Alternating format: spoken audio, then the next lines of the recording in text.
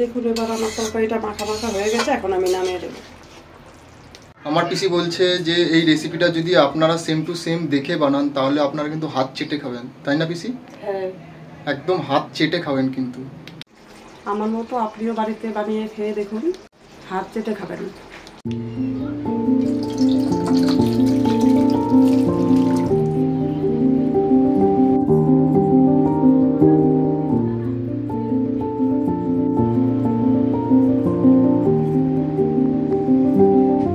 Hello guys, good morning. আমি সুরজিৎ, তোমরা দেখছো সেফ কিচেন।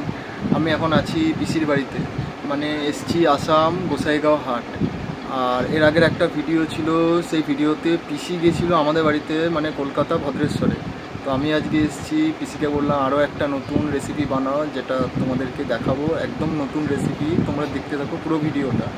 পিসি, আজকে একটা তুমি নতুন রেসিপি বানাচ্ছ, আমার অডিয়েন্সকে তুমি একটা নতুন রেসিপি দেখাবে। রেসিপিটার নামটা একটু বলো। আজকে আমি বানাবো গোবি পনির কারি।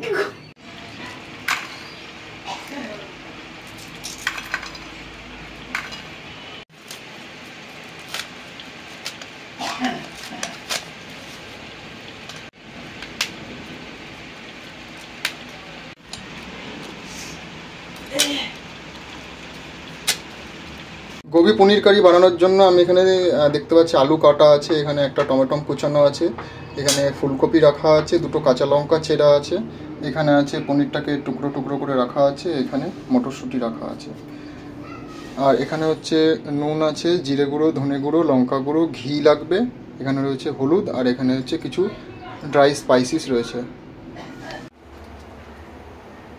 এখানে আমি সর্ষের তেল দিয়ে দিচ্ছি।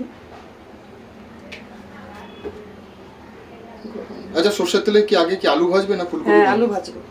আচ্ছা, সর্ষের তেলে আলুগুলো ভেজে নেবে। আগে আমি আলুটা ভেজে নেব।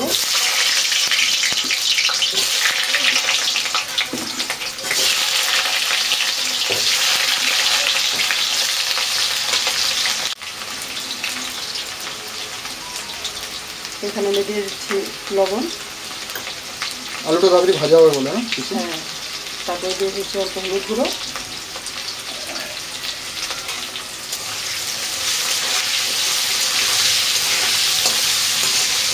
হলুদটা দেওয়া একটুখানি কালারের জন্য, তাই তো? হ্যাঁ, একটুখানি হলুদ হলুদ হলুদ হবে, দেখতে ভালো লাগবে।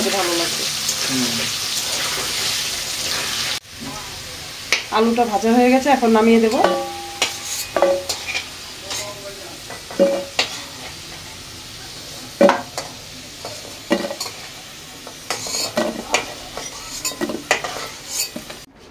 এখন আমি ফুলকপি দিয়ে দিচ্ছি, এটাও লাল করে ভেজে নেব।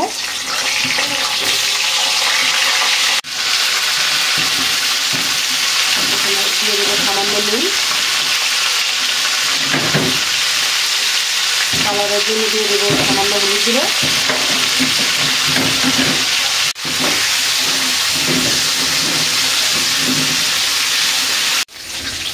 ফুলকপিটা ভাজা হয়ে গেছে, এখন নামিয়ে নেব।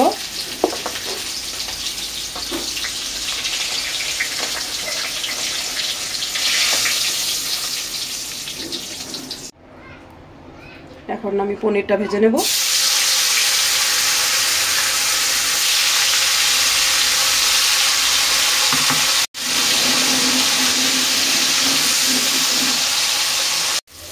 পনিরটা আমার ভাজা হয়ে গেছে লাল লাল করে, এখন আমি নামিয়ে নেব।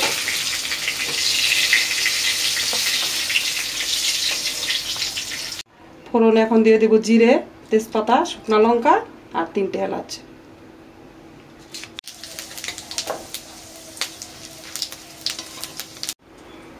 এখন আমি কুচানো টমেটোটা দিয়ে দিই।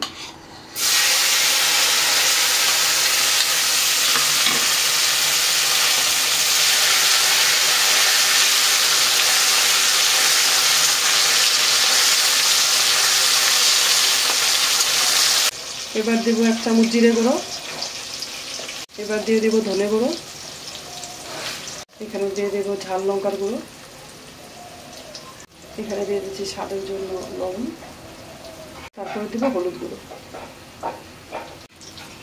তারপরে একটু জল দিয়ে ভালো করে কষিয়ে দেব মশলাটা।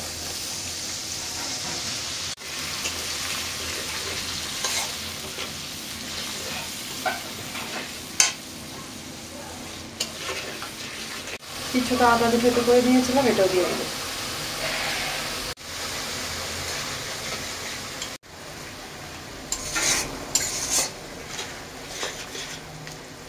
মশলা কষানোর সময় মটরটা দিয়ে দেবো, নইলে পরে দিলে সিদ্ধ হবে না।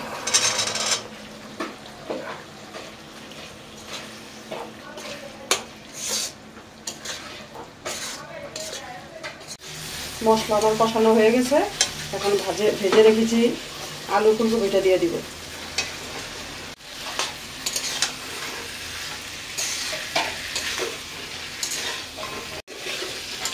এটা দিয়ে একটু কষাবো। কষানো হয়ে গেছে, এখন আমি জল দিয়ে দিব।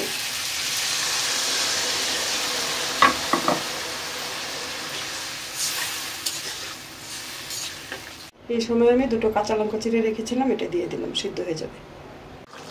ঝোলটা ফুটে গেছে, এখন আমি পনিরটা দিয়ে দিব।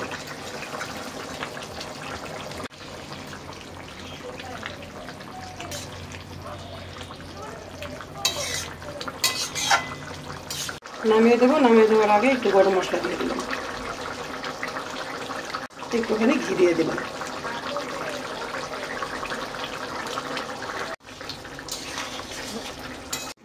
আমার মতো আপনিও বাড়িতে বানিয়ে খেয়ে দেখুন, হাত চেটে খাবেন।